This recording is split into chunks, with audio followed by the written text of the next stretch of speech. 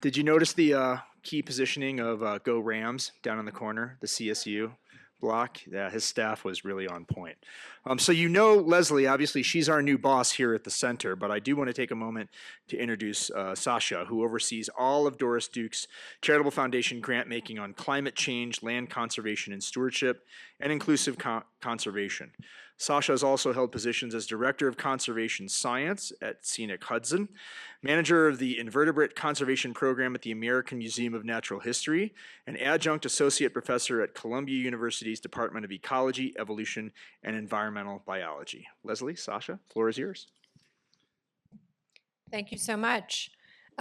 We would like to start this. We're going to just do a little bit of a reflection over the last couple of days. But we'd like to start with a question for all of you.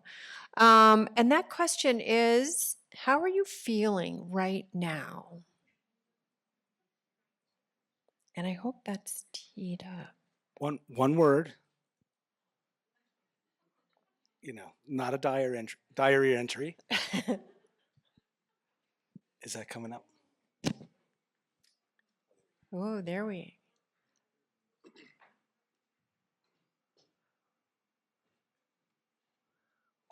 And a little taken by surprise. There we go. They're feeling us. Right now.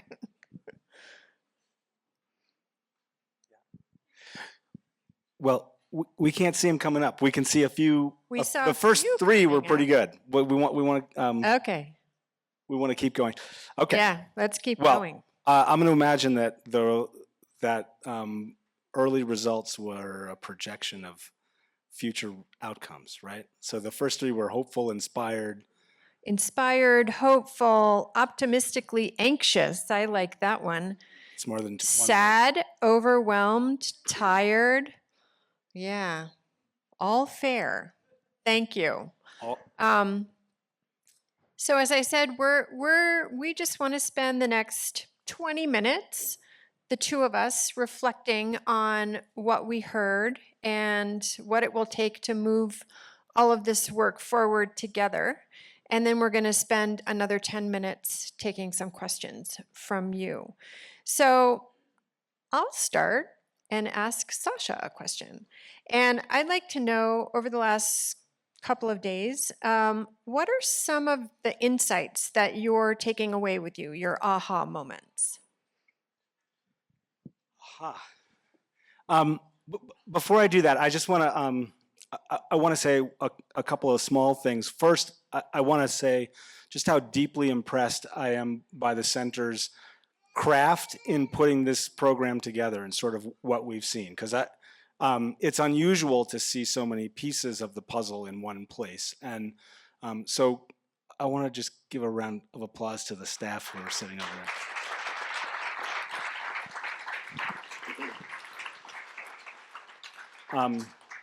It's made me really, really proud to be associated at all with this conference, and as a sponsor.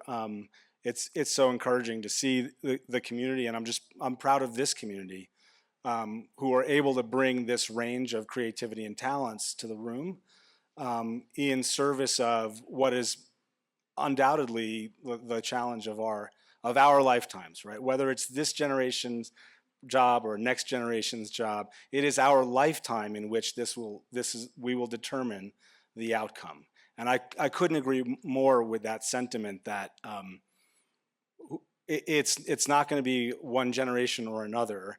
It will take all of us over the next, well, this is the determinative decade, right? So, and we're running out of time on that. So it's the next few years that will really determine our own self-determination on the challenges that we're talking about.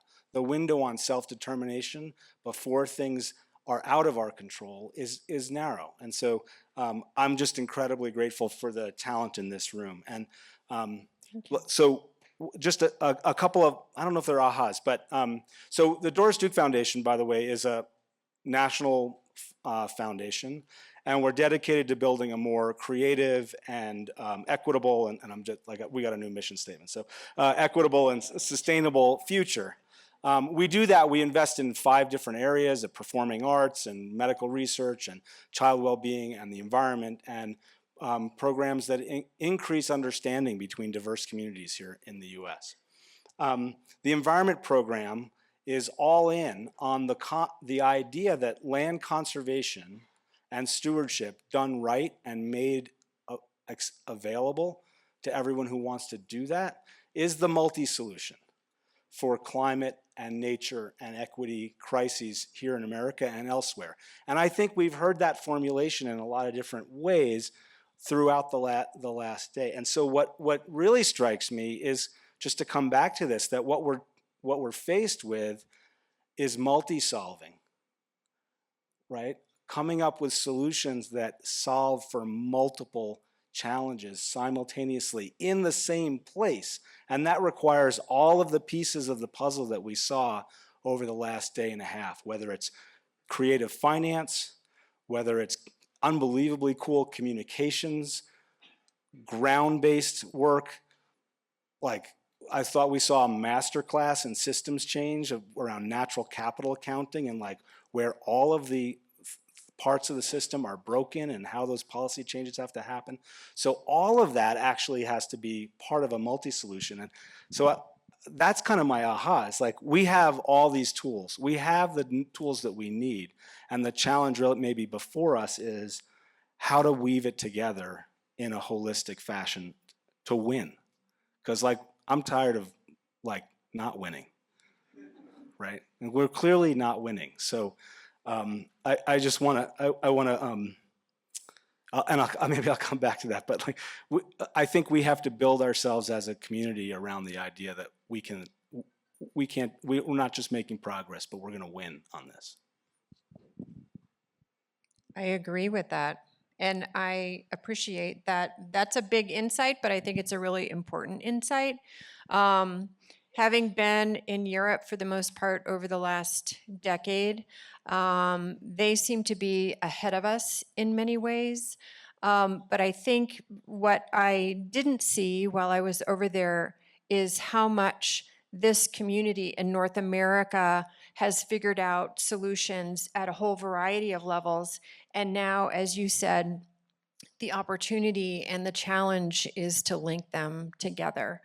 And for me, winning also means, and Alonzo, you talked about this a little bit in your presentation, is turning off the spigot to those projects and those industries that are causing climate change and biodiversity loss, and turning on the spigot to all of the things that we're doing in this room. One of the things that we struggle with is that we constantly need funding. We don't have enough funding. Our communities don't have enough funding. The NGOs don't have enough funding.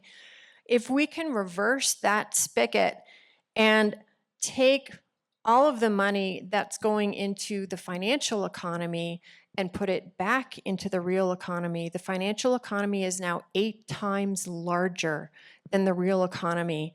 I believe we can fund everything that we want to do, and we can build that capacity at the community level, and we can weave together everything that's already happening because the solutions are out there. I think the political will is changing. Even I think there's a lot of political will that's giving us a good tailwind, and there's a lot of public money that's flowing in. We need the private capital. Ever since COP15, the large systemic banks have dramatically increased their funding for fossil fuels, and I'm sure the same is for other projects that cause environmental harm. So you got me off on my tantrum about finance. Can I say one thing about that, though? Yeah. Here in this country, like whether you've worked in this space for 2 years or 40 years, it's like undeniable that we are in a moment of plenty financially for conservation, right? I think one of the key questions is, how do we make the most of this, right? And I was at a dinner a couple of weeks ago, and they were sort of like asking, what are you excited about, right? And I was like, well, I don't know, I've worked my whole career to get to a point where the policy levers are starting to get pulled. The money is flowing at unprecedented rates. We have a strong sense of urgency, and we have most of the things, like intellectual pieces of the puzzle that we need. Like, it is now, right? Like that's what's exciting to me. And the money is, I mean, that's something I think about for lots of reasons, but making sure that it gets to the ground in the right way and to the right projects and in an open and transparent and accessible fashion is something that a lot of us in the philanthropic space are really worried about. But more importantly to that is like what that enables us to do in the moment. So the money is clearly not enough, but it's more than we've ever seen before, and we've got to make the most of it so it doesn't evaporate. Like it will end, and then what happens, right? I want to, maybe this is part of another question or something, but it's worth reflecting on right now where the IRA is, how it's playing out. The vast majority of the money went over to the energy side, and then about $30 billion went to the nature side. The energy side is now spending that money in a transformative way. That sector will never be the same at the end of this 5-year slug of money. It's fundamentally rewriting that piece of our economy. But the nature-based economy, whether we spend this $30 billion to create a nature-based economy for this country, that also is a flywheel. I think it's an open question. I think that's a piece of the winning part that I don't think we've written entirely yet. Yeah, when I think about where that money needs to go, I think about the communities and the benefit that it could provide, not just in terms of nature positive solutions, but in terms of building community and helping with the polarization that we're experiencing, building the real economy, and building sort of connections that help sustain communities and give them agency and voice over the decisions that impact their lives. So I think there are multiple benefits to funding that goes towards nature-based solutions. I'm going to ask you one more question, and you already sort of started to answer this a little bit, and then I think we need to open it up. But as a donor, you have the privilege of looking out over a landscape of actors working towards conservation. What gives you hope about how this field is pushing nature-based solutions forward? And you've already touched on this a little bit. And is there anything that you would like to see us do better? I'm not going to answer that question. I'm going to answer a different question. I think, no, I'll do my best. No, I mean, I think, look, what encourages me, I think everything we've heard for the last day and a half is the formula for a nature positive, carbon negative, justice forward landscape, right? I mean, if we imagine what a just landscape is and a nature positive landscape and a carbon negative landscape, we've talked about all of those things in this room. And so the challenge is how to effectively multi-solve for those three and other objectives on one landscape, right? There's only one landscape, and all these objectives compete for space. So what we're really thinking, what we need to do as a community, I think, is be the mediators of that conversation. We are the stakeholders, the interest bearers, and the translators from a lot of different stakeholders. And so we are the mediating body for that conversation because we care about what happens on the land. Now, the interesting thing, and here's another piece of encouragement, and I will come to your question, but this is unbelievably popular. Like, we're at this moment where we think that we just can't agree on anything. We can't even get a speaker in the House. We are really a divided country in so many ways, but this is not one of them. And I know we've been told for a long time that there's a lot of conflict. And of course there is in the granularity of specific places and on specific issues. But when we ask people about this agenda, it's like nothing else in America, actually. So recently, I mean, we saw that polling from TRCP, and that was like in the mid 70s, and that's like hunters and anglers.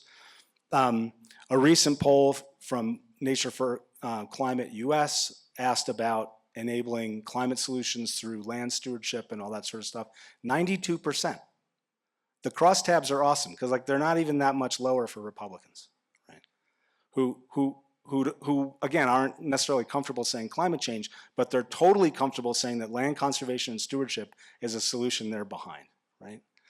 So when these hard-bitten policy pollsters look at these numbers, they're like, I don't know why we're not winning, because this isn't the only issue they ever poll on that polls at numbers like that.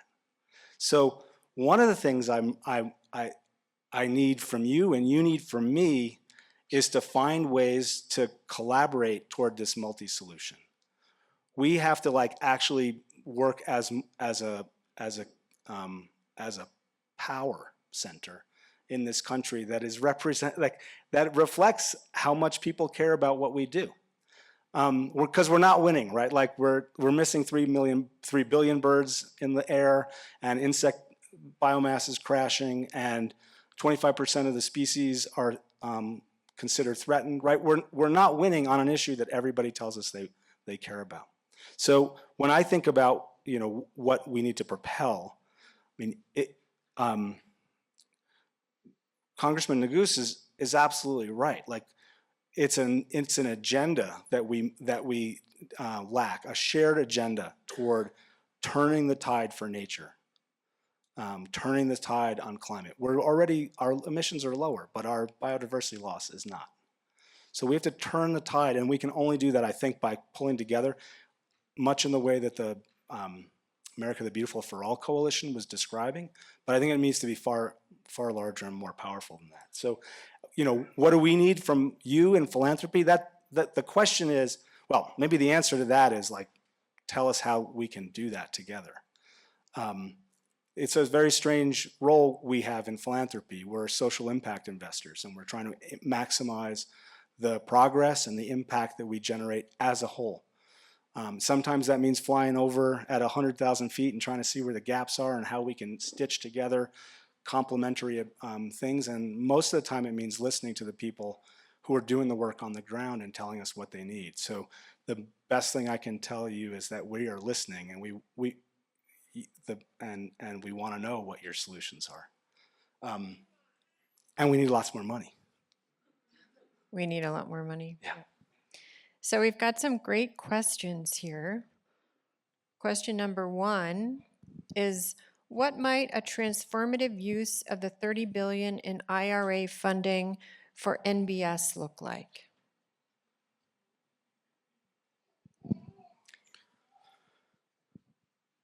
So I'll take a stab at that, at least from my own mind. So I know that a lot of the IRA funding has been going into disadvantaged communities who really need to start building their communities in addition to stopping climate change, particularly, as you said, around energy. And it strikes me that that would be a similarly good use of $30 billion for NBS, is making sure that communities have the ability to take ownership over the solutions themselves and to benefit from those solutions themselves. And in a way that's very democratic, that keeps the money that's generated from those projects flowing throughout that local economy instead of being extracted up into the larger corporate world. Somebody asked about what is a financial economy, and that's a really big question. If you want to ask me about that in person, I'll answer it, but I don't want to do it here. Other ideas? I bet everyone in the room is going to hate when I say this, but we effectively are lacking, aside from a national biodiversity agenda, we're lacking an industrial policy for nature. That's a weird way of describing it. But what's happening on the energy side of the IRA is being guided by an incredibly thoughtful and incredibly detailed industrial policy approach to this. So they're going to take $330 billion, and it's going to attract $1.5 trillion of private investment. So effectively, we're making a $2 trillion investment in renewable energies and other technologies like that here in the US, right? And we're using the first quarter or less of it from the public side, right? What does it look like to have a restoration economy in the U.S.? Oh, and one other thing, like they're standing up things that aren't even like really paid for, but like the Department of Energy has a $400 billion revolving loan facility to spur that piece of our economy. You know how much we have for land and the kind of nature economy? Zero, right? So what does it look? What does it take to replant, to reforest 100 million acres of land in this country? These are the size of the goals that we need to actually get to 30 by 30 and our natural climate solutions goals. So how do we spur a restoration economy through the use of initial catalytic public money? How do we unlock new business models that make perpetual stewardship of land in a really meaningful way viable? Like, how can we use public money to create new business models and new ways of people allowing people to hold on to land when they don't want to sell out? So I think these are the questions. This is financial engineering that we haven't really brought to this question. The other is, I think guiding these monies by some of those incredibly challenging but important principles of sort of ethical space. So how do we use money to undo the power of the damage that money has done in the past to the land? I think that's really a fascinating question, and we're trying to invest in that in a variety of ways, like the National Indian Carbon Coalition that a couple of people have mentioned is using carbon finance to reacquire land and steward land in new ways. That's multi-solving, right? That's justice, it's stewardship, it's carbon, it's all coming together in a certain place. So using money in new ways, I think, is part of that industrial policy. I'm going to combine a couple of questions here that have equal votes. How do we tap into the extreme wealth of the top 5%? And what role do you see private philanthropy playing moving forward, and what changes would you like to see?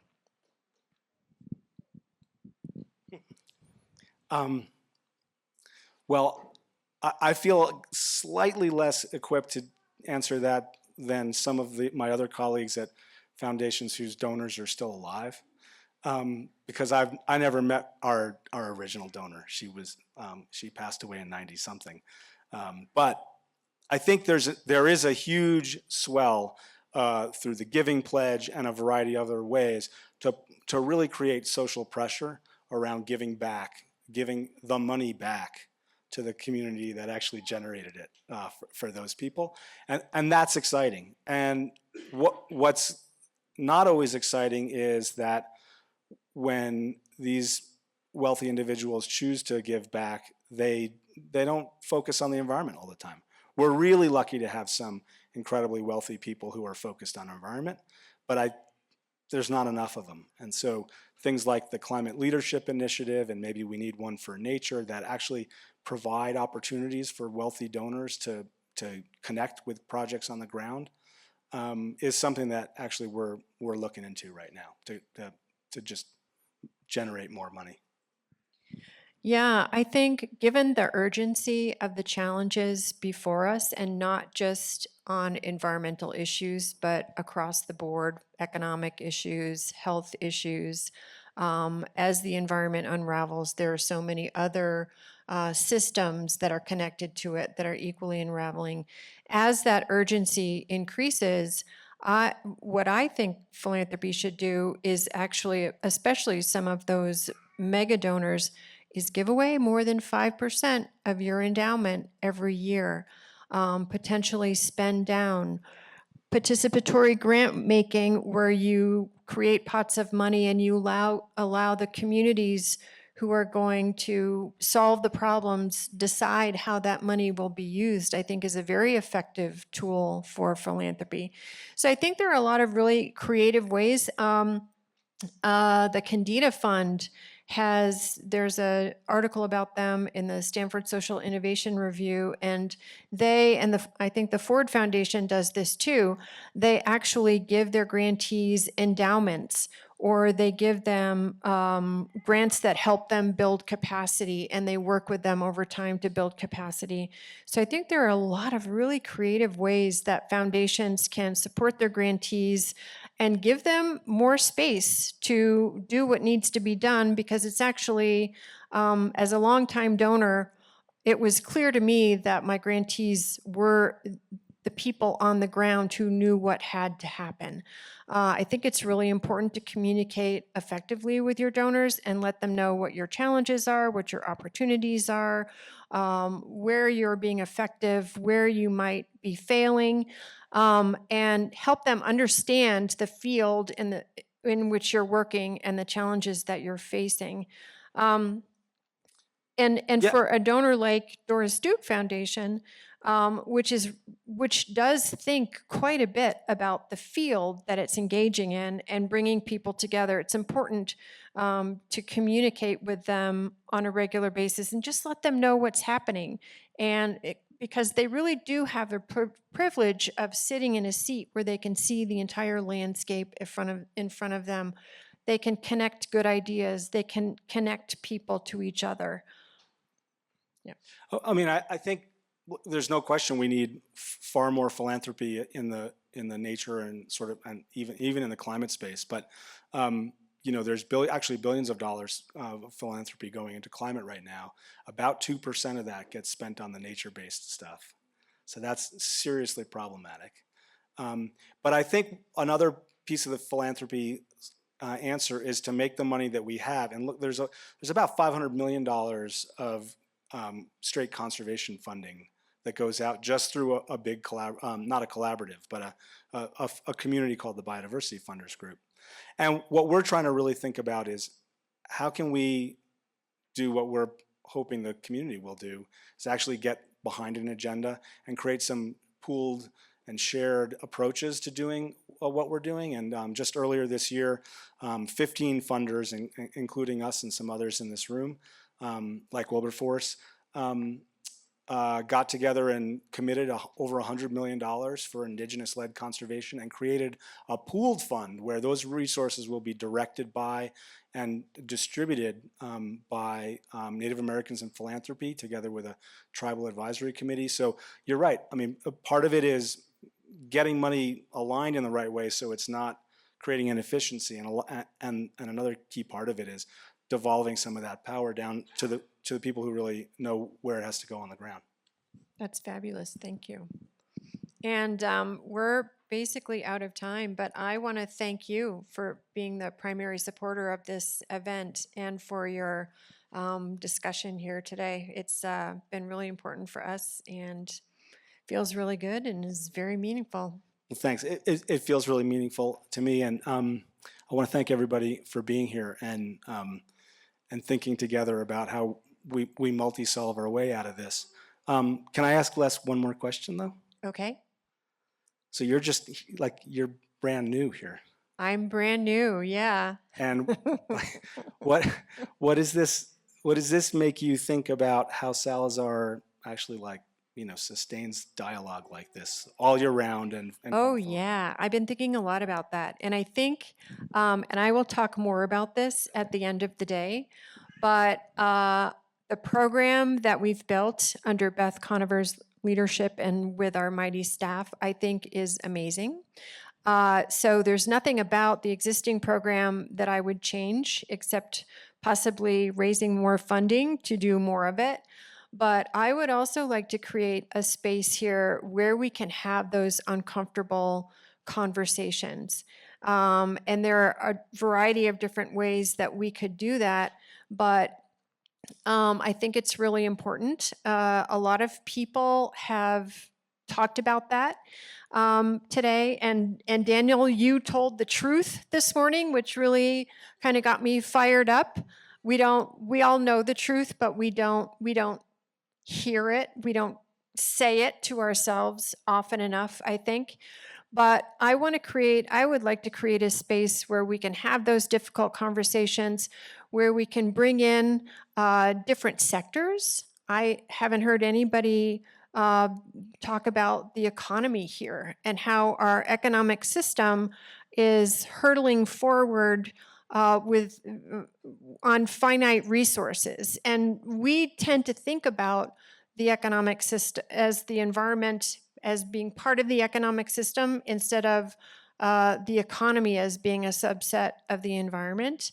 And just, I would like to start flipping that narrative around. For example, somebody said just the other day that it's really important for NGOs to have finance capacity, to understand the financial system and be able to work with it. Well, I think we need to flip that on its head and make sure that the entire financial system is responsive to and in service of biodiversity and is fluent in biodiversity. So I would love to bring other sectors. I would love to look at what is not working on a systems level and just use that as a way to get people to engage with each other, not tolerate each other, not be involved in specific conversations at a certain time, but to deeply engage so that we're all learning, we're having those uncomfortable conversations, and we're moving this whole ball forward.